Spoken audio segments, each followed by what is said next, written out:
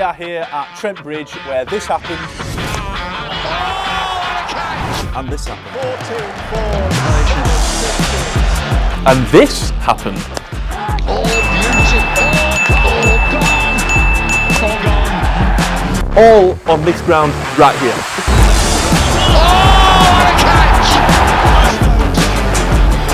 Today we're going to be speaking with players at their pre-season training. Can't go with your home ground. Interviewing some of the coaches. I don't coach speed, wherever I coach rhythm and flow. And having some fun facing some of the ballers.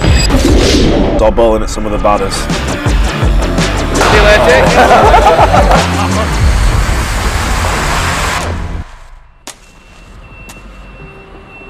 Right guys, here we are at NOTTS, about to do a super over. We've got two left arm spinners. We've got Max and Liam. We're going up against Sam. If you're out twice, it's game over. Me and Steve are going to call out the runs. Let's go. I'm backing myself here, I'm not going to lie. This is what I do. You know, this is just what I do. Liam, how many runs are you going for here? 9. On this? Yeah, I'm setting myself last time. Is that your run up as well? Yeah, that's my run up, yeah. We're like 9. twins, you know, same run up, left arm spinners. I'm coming for his job.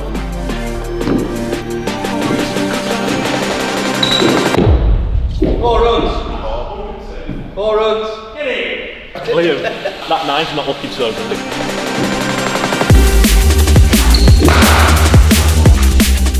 One. 1 or 2, Steve? 10 or not? 2. 2. We'll get it Hang on, you can't ask the bat what you want. You're the umpire.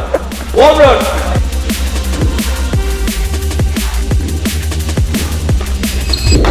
Oh, that's a dot ball. You can't be having dot balls in a super over. Dot ball. Big ball. Big ball. 5 3, 6.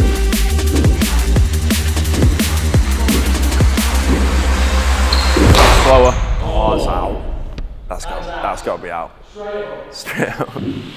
Yeah, so if he gets that again, he's done. 2 balls left. 5. This could be the worst super over in history. Hang on, yeah. Let me check for no ball.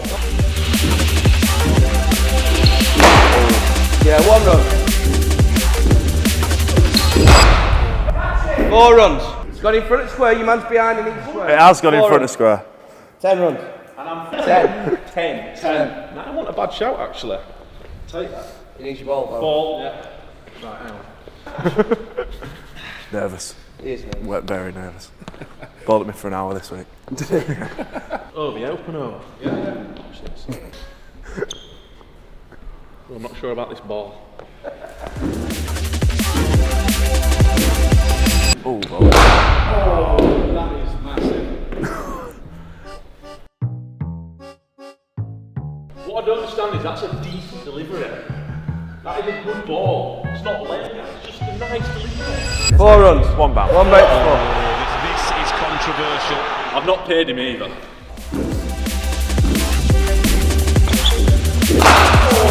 1 run. 1. Probably should have tried that first ball. 5 off 2. He was 5 off 2. Come on, Maxi. To be fair.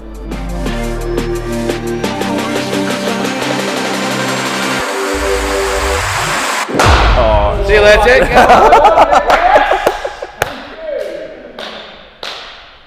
that's Can't gone. lob it up on middle stump and expect to keep it on the park. What have I done wrong today? I've made some good shots to be fair. Oh, that's slot there. I'll stick to league cricketer. Where's that That ball? was slot. What, have you ever bowled in a super over? I've been at the death. In T20, like 17th over maybe when people are coming hard. Yeah. I just try and go block hole into the hip or block hole wide as well. Slow and and I've got to back myself to be able to do that. I'm not focused on what he's doing. I'm focusing on Your ability. Yeah, of what I'm doing. Nice. So if I go for under 8, 9, 10 in that over, I feel like I've won the over. Guys, you heard it here from the pro first. Village cricketer, professional, stand man. Thanks, mate. Cheers. Thanks a lot. Come on. What the hell, man? You joking, man? They were massive. Quicker. Was that too slow? Too slow. See, I thought that was quick. For me, that's quite a quick pace for me, that. Bit too slow. Just like one finger behind, just far.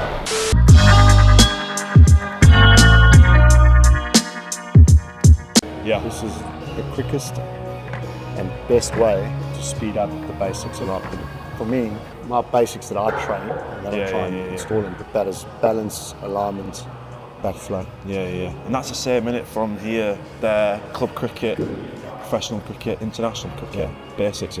That's it. My frustration over Going straight time through. is how do you train balance? Yeah. Is I don't know, you know, when I used to play, it was like, you balance. Okay, well, you give me a problem, and so what? It's left, they kept falling over. Right. So how do you train that? Yeah. And for me, I mean, these simple drills, I just see such huge improvements quickly. But then how do you bring rhythm and flow and that into it? You find it challenging as well, because obviously balance could be caused by different things, isn't it? So, what do you think is the most common starting point for somebody to have a heavy head or whatever it is? What do you think is the trigger? The great thing with this is his balance will be slightly different to someone else, but he finds his balance. It stops me talking as a coach, and he finds it. Yeah, because if it's it's not discovering quite it there, he himself. just falls over. Yeah. Because he wants dynamic balance to then hit a cricket ball. Right. To find two things, power and control. That's it. Yeah. Through a cricket ball, and then what is the game demanding? You play the situation. Yep. So I'll just take him. I'm trying to actually stretch his balance, all different angles. He has a little trigger, but right, I see. Yeah. so a lot of coaches will say, but he doesn't trigger. This isn't about whether he triggers or not. This is about I'm actually trying to mess up his balance, to refine it, to then actually find stability to go again. Yep. How much of this is player-led and you-led, or is it a bit of both, or does it depend on the individual? Yeah, sometimes you have to sell it, but great thing is over my time, like with this, just how I've streamlined these simple drills. Yeah. They just work. He gets the feedback himself, He doesn't gets he? feedback off himself. You don't have to say anything. You don't have to say anything, And if you're looking at his basics, they're all good now. His head's in line, it's just looking simple, so it works. Yep.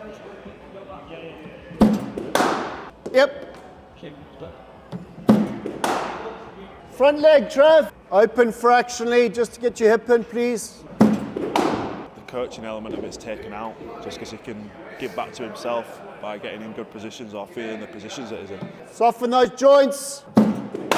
Excellent. All my eyes are seeing when I try and coach is I want my body to work like a whip.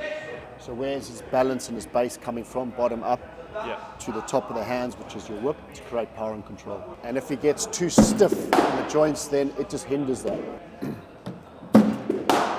Because you get a youngster to do this, generally he'll go like that. And that's all his balance knows. You want to be able to get the head in. So all of a sudden he's won that space with his head rather than being here. Because now when he's here, he's actually offline. This gap. It's quite, I find, under-coaching that on the back foot balance, because everyone's front foot balance. As soon as you get on the back foot, there's a lot of them, they can't hold the balance, they fall into the back of the net. That's it. So this would be perfect. That's exactly right, because then balance doesn't become front or back foot, it just becomes dynamic balance. Yeah. Oh, nice.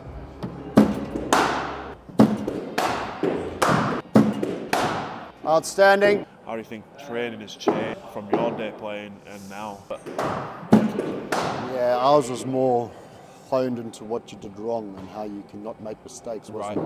I think generally in that era, it was a bit like where the game was. I think the beautiful thing now is, I think where the game's moved with different formats, it's made us as coaches far more accountable, and it's how you can stretch it and let them make mistakes. And But then also, at times we still forget about the basics and the technique side of things, and how you can enjoy stretching. Whereas I think in the past it was all maybe two techniques that became correctness. I don't know.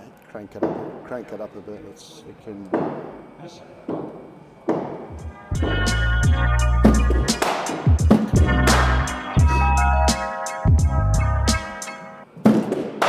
Because he knows what he's doing, that can create that early shot.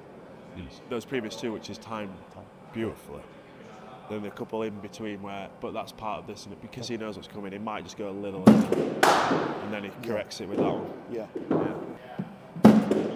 Oh, yes. Beautiful. It's just a nice, simple way to his body to train, really. Yeah.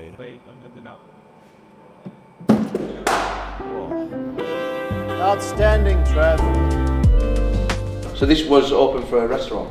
They shut it down. They'd use it at hospitality. Yeah. And like Forest used to use it for meetings and stuff.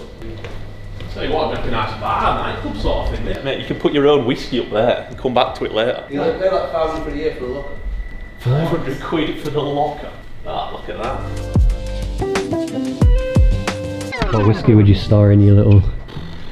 I'm not really a whiskey man, to be honest. I'm more of a vodka man, which is... It's not the most sophisticated drink. Look at this. You're like I'm in Hogwarts. Come in here now, you're watching cricket. Oh, I'll have a drink, please, sir. Yeah, which one would you like? Oh, I'll have that one on the top shelf, please.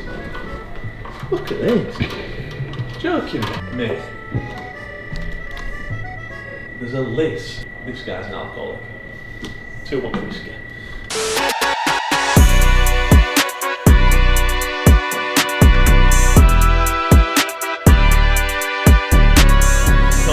In a moment, pre-season, January, after Christmas. What are the guys working on at the minute? Earlier, so I've just started back here. So there's a guy called Paco who's been in doing a brilliant job for the last sort of block, getting these lads up to scratch, where they've had a lot of focus around their technical and really just laying the foundations in the general block pre-Christmas to then kind of push on in this block. So a lot of strength work. They're now sort of pushing on with a bit more power sort of stuff, both horizontal, vertical force production, a bit of lateral work. It's the main part of the season for you then in your job, with it being pre-season. Obviously when the season starts, the guys just kind of get on with it. Obviously more injury prevention, whereas this kind of building them up ready, workload. Yeah, absolutely. So, in the summer, we've got to remember everything that we do is here to supplement them playing cricket and then performing in a cricket context. So, pre-Christmas is like the first time where you can really get your hands stuck in and get some good work done. And it's all about just laying the physical foundations, general prep work, just building their sort of a capacity to then do more work. Yep. And then post-Christmas, it's more about that explosive element as you build into the season to get the guys feeling good, get them feeling sharp, fast, explosive, so essentially they can go out on the pitch and do what they actually want to be able to do and kind of showcase their ability skill-wise. How important is this side of things now? Cricket's obviously changed over the past few years. It's become very much more athlete-based. These guys are not just cricketers, they are top level athletes. How important is this side of things now in cricket? Yeah, massively so. I think with the schedule going through the roof, there's more demands on players with less recovery time, so they've got to be fitter, stronger, faster. They've got to have the ability to recover quicker between games to allow them to essentially perform. With the franchise stuff coming in as well, the games becoming faster, more explosive. It's just become physically more and more demanding. Champo cricket as well, the overs that these guys have to bowl. With that in mind, the physical side is becoming more and more important to allow them to showcase their skills. Yeah. So yeah, it's certainly moving, and it's moving quickly in that regard. How does it work with the franchise stuff when lads do go away to separate teams and come back? How does that work with the programme itself? Obviously you'll have lads that'll be going away for 8 to 10 weeks at a time and then come back to you. Do you work with other S&C coaches as a programme itself, or are you kind of finding out what they've been doing in that period of time and then having to pick up from there? Yeah, so I think the nature of the beast is the athlete's always at the focus of what we're trying to achieve. Everything we do has to be there to help that athlete achieve whatever it is that they. So with that in mind, we tend to write the programmes for them with that athlete because we have the most sort of contact time. Then they go away, we liaise with their S&Cs and the players themselves, and then between the player and their S&C they can fine tune hopefully what's in place for that athlete on that any given day essentially for what they need. And it's just really the communication side is the main thing with that, making sure we're in constant communication with the player, making sure they've got whatever they need, whether it be a primer session pre-game or a strength top-up in between games, and just listening to kind of what they're reporting in terms of how they're feeling, where their body's at, kind of what they need.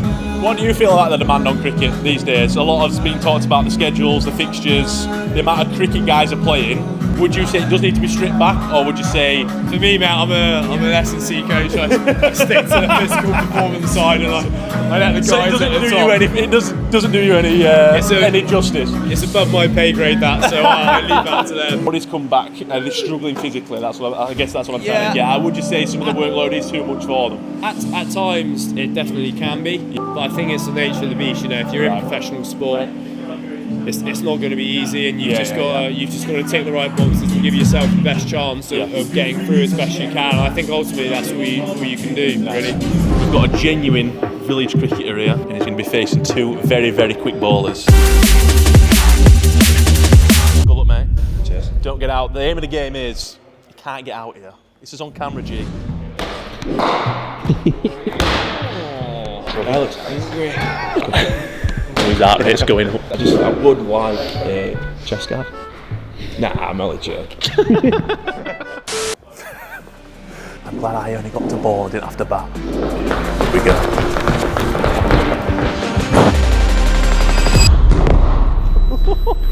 Where did that go? Where is it? That was quick. Problem is, on this surface, it feels about 10 mile an hour quicker.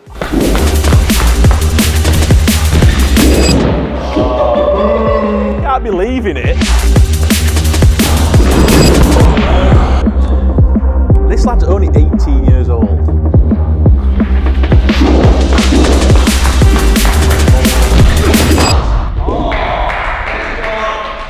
Get him a contract. That's like the best and worst thing I've done. There is no way he's hitting that length again. Oh, that's a good one. 74 mile an hour.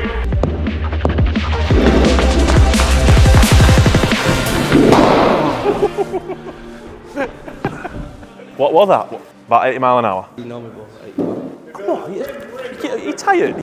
I'd love to know his thought process. I'd love to know what he's thinking. He has got an in-swing. Spike with it one.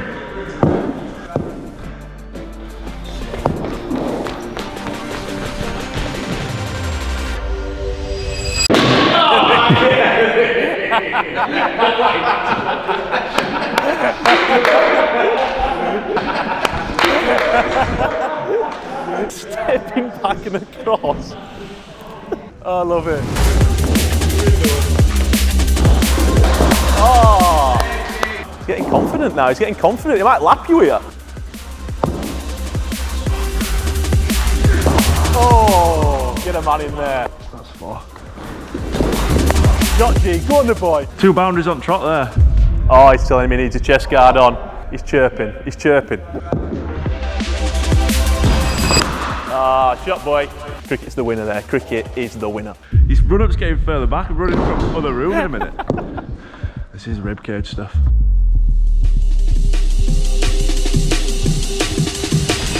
Oh. Oh. Yeah, fine. I'll be driving home then tonight. This bad boy. Wait! Why did I duck that though? That's just mental shit. Need a bag of peas on that tonight. Don't rub it. Don't rub it. What's the ball?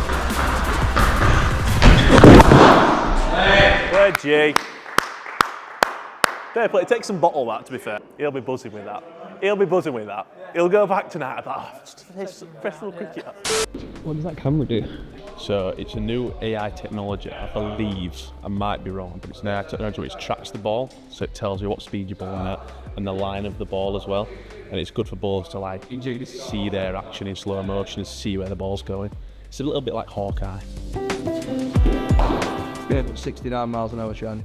I don't coach speed, pace, or whatever. I coach rhythm and flow. Yep. So I'm trying to use the technology to keep their games in as good an order as possible. So if you can use any sort of technology, whether it's cameras, whether it's speed guns, you can build a picture of their game. When they're a really Very good. we get all the metrics together and then we build their profile from that. So then we try to keep them within those parameters as much as we can. With all the lads that you say are more natural, do they find it easier not looking at the data, or would you prefer them to be so keen on the data? I just want them to do what they want to do. Yeah. So we've got a young lad, Paul, 18 years old, who's been doing a technical. I said, let's go free to free. Yeah. Give it a go. Don't compete against it. What we've got to do is look at it and say, okay, we've got X% in the green area today. Next week, let's look at getting it up even more. Lordy, that's as good as it gets, mate. Beautiful. First, welcome to the Cricket Social. Thank you for having me. Pleasure, mate. A few quick fire questions. First of all, favourite cricket ground to play at? It's got to be Trent Bridge, isn't it? You can't go with your home ground. It's got to be. All right, favourite cricket ground away from England? I would say the Prima Dasi in Sri Lanka. Superb. Superb. Proudest moment in your cricketing career? Receiving my county cap for once. Love that. Any pre-match routines that we need to know about? No, I'm actually pretty disorganised person, so I just sort of go with what feels right there. Yeah, so whatever feels right, I'll just go with that. Best ground for tees? It's going to have to be Lords, isn't it? Lords. What sort of spread did they put on? Yeah, The full shebang? You get spoiled there, yeah. If anyone's lucky enough to play a game at Lords, I think the lunches there are unbelievable. You can get steak and a lot. It's like a full-on restaurant there. You're very lucky there. You're rolling around the field, not running around. Yeah, A ground that spins or a ground that seams, what would you prefer? ground spins. Spins. Worst ground you've played at? It's not the worst ground. Stop being nice. The people want to know. I know, but it's going to have to be somewhere like New Road, only because they can't do anything about it. The amount of, you don't really get to play there sometimes. Yeah. Flooding, but it's actually a really scenic ground. But when you do get to play there, it's a great ground. But the chances are it could be wet, it could be flooded, so you don't get to play it. Who is your cricket idol?